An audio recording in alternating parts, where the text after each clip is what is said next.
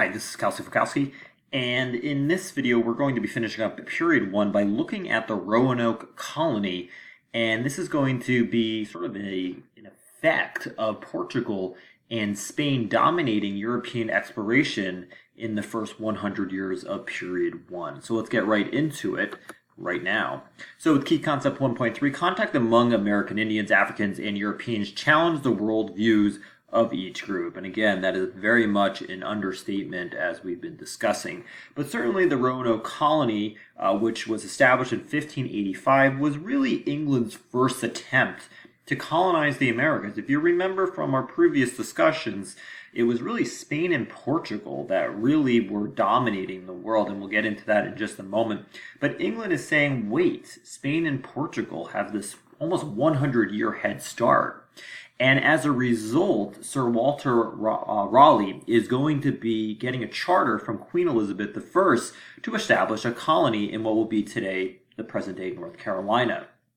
Of course, it will not last very long, as it is not by any means a permanent colony, as there are various, theories out there for their mysterious disappearance. As you'll see, historians and scientists coming up with a number of theories. There's a lot of conflicting historical research, whether that it is that they died of disease, whether it was violence that they were subjected to, and the remaining ones sort of just integrated with local Native Americans. That certainly could have happened as well. Again, there's no concrete evidence to really suggest one specific theory over another. But again, this is the first attempt. This, of course, fails.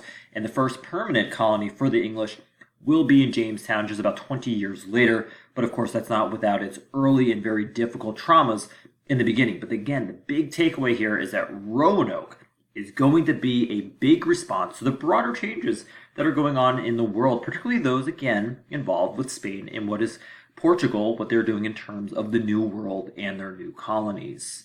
And as you see here with Columbus's voyage to Hispaniola and Cuba, these voyages are, of course, going to lead to the colonization of the island of Hispaniola, of course, shared today by the Dominican Republic and Haiti, and eventually it's going to be a launching point for colonization in Mexico just to the west. Now, you need to keep in mind that the reason for Spain and Portugal's head start in the world is very much rooted in the Treaty of Tordesillas in 1494, just 2 years after Columbus's voyage to the New World. And here you have this treaty done by Pope Alexander VI, who is literally going to split the entire world just between two countries. Now, the fact that he's going to pick Portugal and Spain is no accident, as they are two of the most loyal constituent nations. And of course, this dividing line is created, and they were developing colonies that were going to grow quite significantly, as you see this map. So everything to the west of this line is going to be controlled by Spain. Everything to the east of this line is going to be controlled by Portugal under this treaty. And you even see it getting the tip of what is today present-day Brazil. But again, I mean, that is a massive, massive amount of power that is being given to these two empires, without a doubt.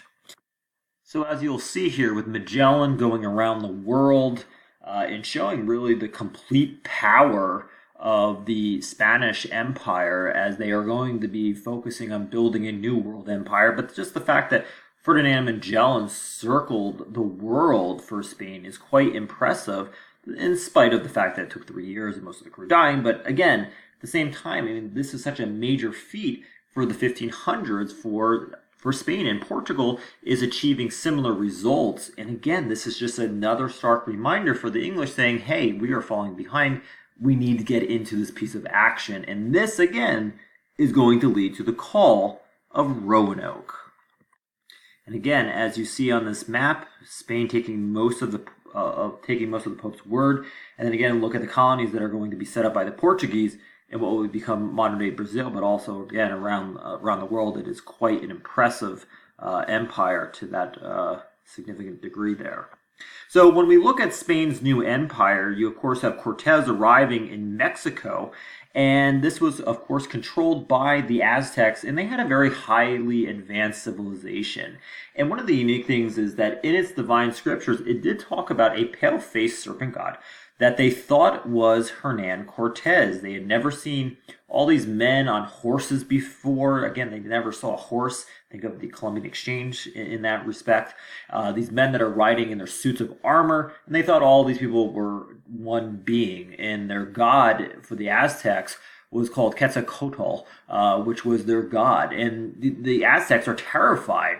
And so what's remarkable is that this is one of the most powerful indigenous societies in the New World, and they fall ridiculously quickly to the Spanish. And then again, the Spanish are going to be on the path to a huge empire. And then within the next decade, you have Pizarro, who's going to be conquering the Incas, who again are very highly hierarchical. They are urbanized, they are powerful, and once again, they are going to fall as well. And again, this is going to increase the empire for the Spanish. It's going to expand it all the way from present-day California to the Strait of Magellan in southern Chile and Argentina. Again, both the Incas and the Aztecs, they fall very quickly, which was very unbelievable in many respects because, again, they were the most advanced native societies. Now, there are a few reasons why they're going to fall very quickly, gunpowder being one of them, weaponry, and lacking the immunity to diseases. So as Spain and Portugal are making these humongous feats around the world and establishing colonies and dominating Native American tribes, England sees this and wants a piece of the action. So what do? They're going to again go to Roanoke.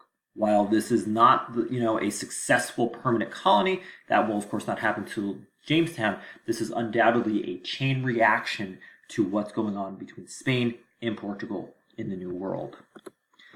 So what you will see is the development of attitudes about Native Americans and Africans. Natives were considered savages by many Europeans. They are seen as much lesser and inferior. And a man by the name of Juan de Sepulveda advocated actually for the harsh treatment of Native Americans, and he's going to utilize Christianity for that justification.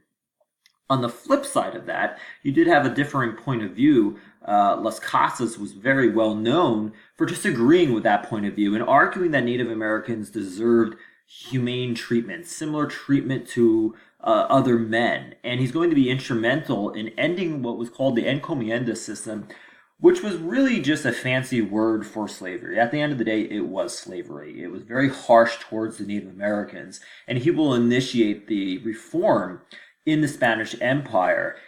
But nevertheless, this belief of white superiority is going to be overtaking European viewpoints when they look at African American or Africans as well as Native Americans. And this, of course, will hold for the English when they begin to bring their empire over and try to expand it in the Americas as well. Now, with respect to views of Native Americans and Africans, Spanish had a little bit of a different viewpoint that Africans and natives could be incorporated into their system. This is going to be a little bit different when we look at the English in period 2. But in particular, we had the Spanish mission system, which sought to develop outposts and missions where Spanish priests, in particular of certain orders, would go to the New World and seek to convert natives to Christianity. And remember that phrase for glory, God, and gold. And this phrase will certainly encapsulate what the Spanish want out of their New World empire. And really, the conquests begin to continue. The Pueblos are going to be defeated. The Spanish are going to be establishing Santa Fe in 1610.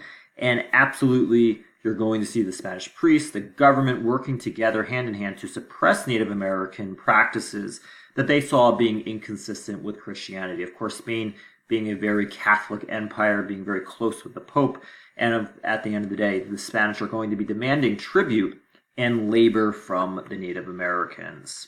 So while we do, of course, have resistance from the Native Americans, which is why Africans will sort of replace them in terms of their labor system, we're going to also see that there's going to be resistance from some Africans as well. They will be resistant to slavery. They'll even develop their own communities. And this will develop themselves as well within the context of the New World. They're in a different environment. Despite the fact that they're African in descent, they will be this new Americanized version of themselves as long as along with their descendants of, decade and generation after generation. But the big idea, if you're going to take away one key takeaway, is that Roanoke is the answer to all of this. In 1585, about 100 years later, the English are very late to the game, and even though Roanoke is not successful, it is indeed the answer to getting England in on all of this action in colonization.